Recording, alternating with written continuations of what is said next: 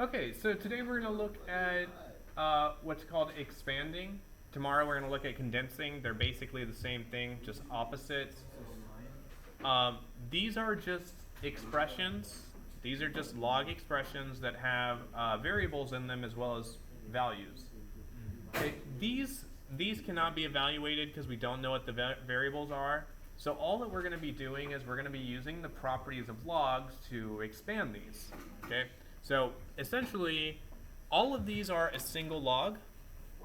Okay, all of these have one thing in the log. Like this has this in the log, this has this in the log, this has this in the log, this has this in the log. Our goal here is going to be able to split this up into numerous logs. This is called expanding. Split this up into a lot of different logs to represent the one expression. Okay, so we're not going to come up with any like answers here or anything like that. Okay, so let's look at how this is done. Let's take a look at this first one. The first one says the natural log of 5x to the 7th over y.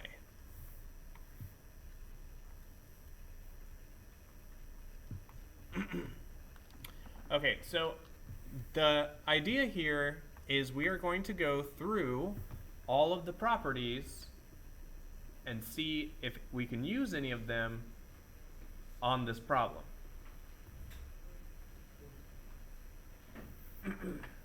Okay, so there's only 3 properties of logs, so it's not a whole lot of properties you have to consider. Is there a property you can see in this problem that we can do to expand this? Cameron? Phone?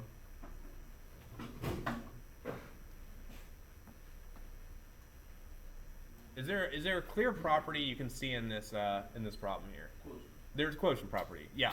We have a numerator, we have a denominator, so we have the quotient property. Okay, so let's go ahead and apply the quotient property. The way this would look with the quotient property is it would be the natural log of 5x to the 7th minus the natural log of y. Okay, it's just like what we did in the warm-up, except we just don't have any numbers to put in here. We're just trying to expand it as much as possible. Now you'll see that this splits us up into 2 separate logs. Okay, now we have a log of 5x to the 7th and we have a log of y. So there's 2 separate logs here now. And the idea is to split this up into as many logs as possible. Okay, so now we're here. Do we see any other property that we can use to split up either of these logs? Okay, can either of these logs be expanded using a property?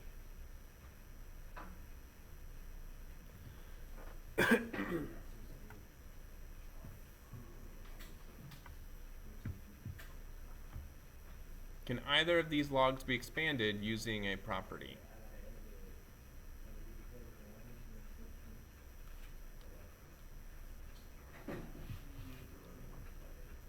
So let's take a look at this first one. So we have natural log of 5x to the 7th. So this is a product of 5 times x to the 7th. So right here, this is the product property.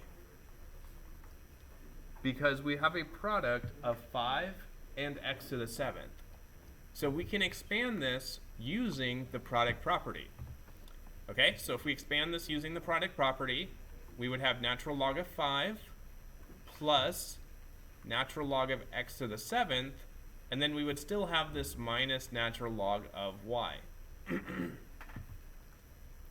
So now we have 3 logs. Okay, so now we have 3 different logs. We got log of 5, log of x to the 7th, and log of y. Now we're not finished expanding though, because there is still another property that we can use on one of these logs. Okay, so where's the power property? So which one of these logs can I use the power property on?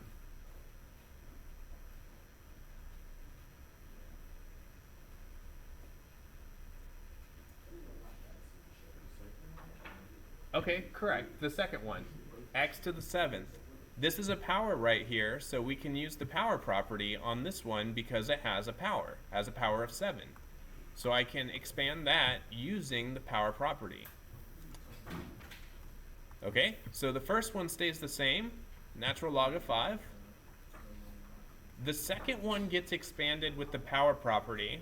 So this power of 7 comes outside and is multiplied instead. So it becomes 7 times the natural log of x, and then minus the natural log of y. And now, if we take a look,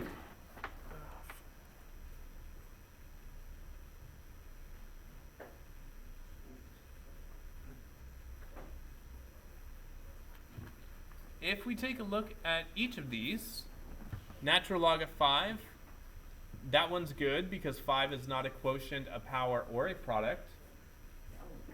Log of x is not a quotient, a product, or a power.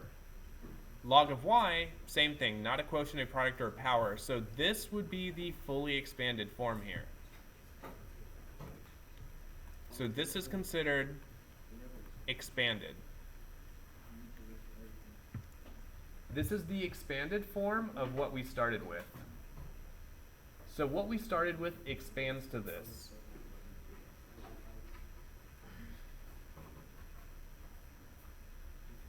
And this is basically the idea of expanding. We use all the properties that we can to split this up as much as possible, to make everything as separate as possible and expand it.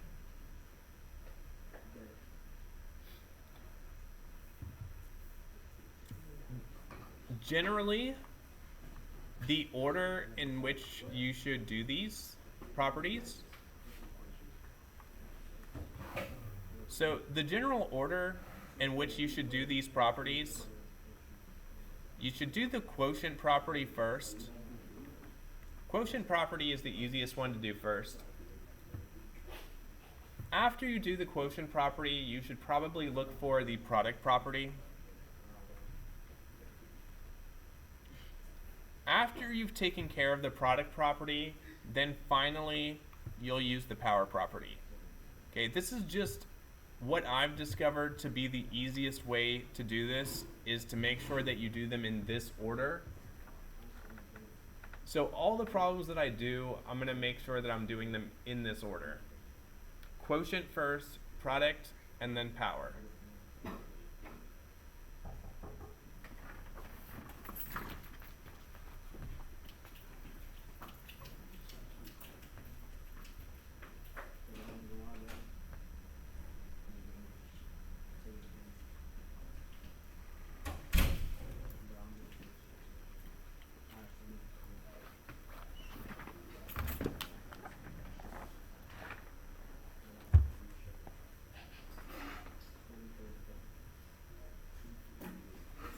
Okay, any questions on this problem here?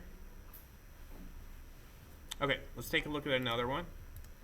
Okay, so let's take a look at number 2. Number 2 here is actually pretty easy compared to the first one. So number 2, we have log. By the way, it doesn't matter what the base is. In these types of problems, we never do anything with the base number. So this could just as easily just be a common log. So log base 6 of 3x to the 4th.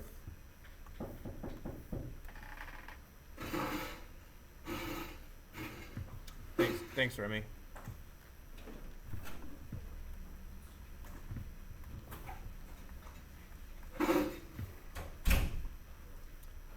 Okay, so I want to expand this. What should I do first here? What property do we see here that we can use to expand this? Well, quotient is what we would look for first, but do we see a quotient here? Now, there's no quotient here because there's no division. There's no fraction. Huh? Well, there is a power here, but we don't want to do that one until last. Okay, so let's take a look and see if there's a product here.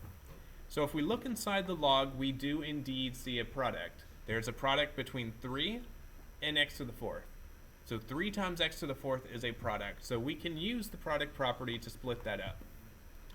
So it would become log of 3 plus log of x to the 4th.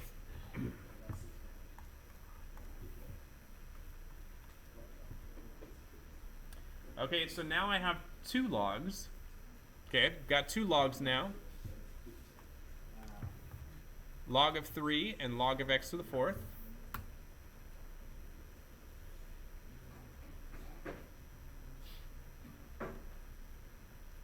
What property do I want to use next?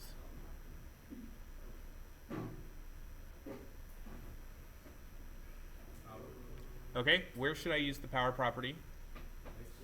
X to the 4th is correct, so we should use the power property here. Okay, so I'm going to use the power property. So I'm going to do log of 3.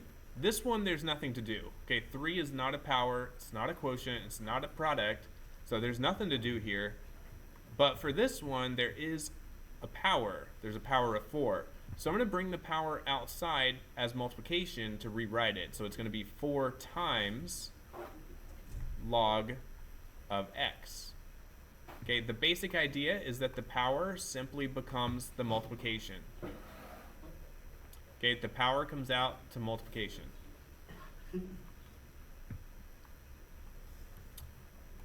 Okay, and that, whoops. That's all there is for this one because there's no more properties to use. Okay, you'll know that you're finished because if you look inside each of the logs, there's nothing else to use there. So like in the first log, there's just a 3. 3 is not a product, a quotient, or a power. And the second log, there's just an x. X is not a quotient, a product, or a power. Okay, let's take a look at one more, and then I'll have you all try some on your own. You want to do number 4? Okay. Well, we're only going to do one more, so should we do 3 or 4? 4? Okay, 4 is actually surprisingly easy. Let's take a look at 4. So we got log base 5, 2 square root x. I mean, it does look complicated. Lewis, do I need to call an ambulance? No. Good God. Alright, so log base 5, 2 square root of x.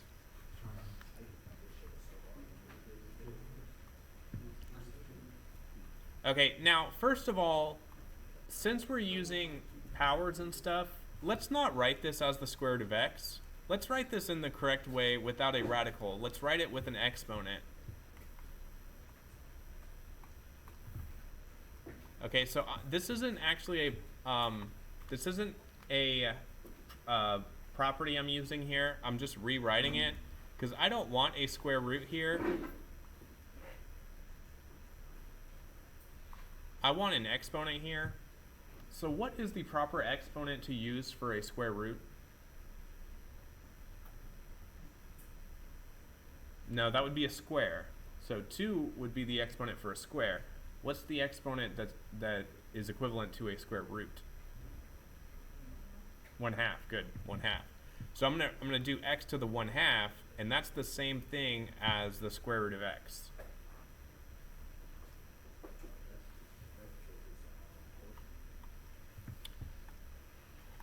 Well, it's not a quotient because the expression inside the log is not actually a quotient. Even though the exponent is a quotient, what we care about is what's inside the log, like the expression in the log, and there's no denominator here in the actual expression, only in the exponent. So there's no quotient property. What other property could we check for here? What other property might we have?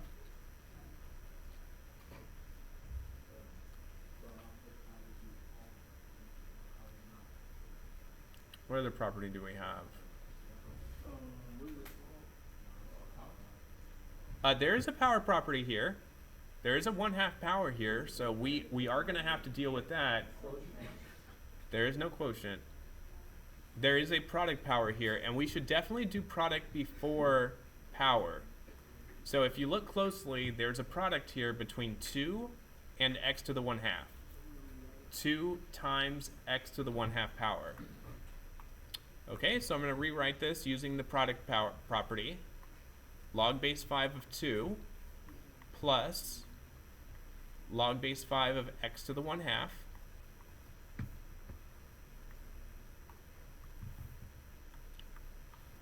Okay, but there is still one property left to simplify or to expand this completely.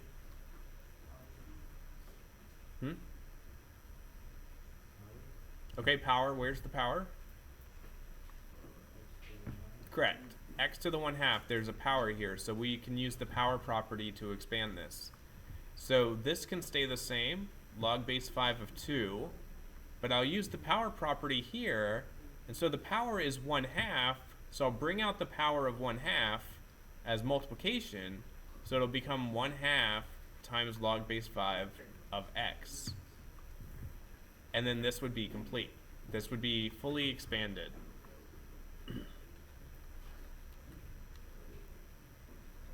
Okay, keep in mind where this power is going. This power is becoming the multiplication on the outside. Okay, the power is always becoming multiplication on the outside.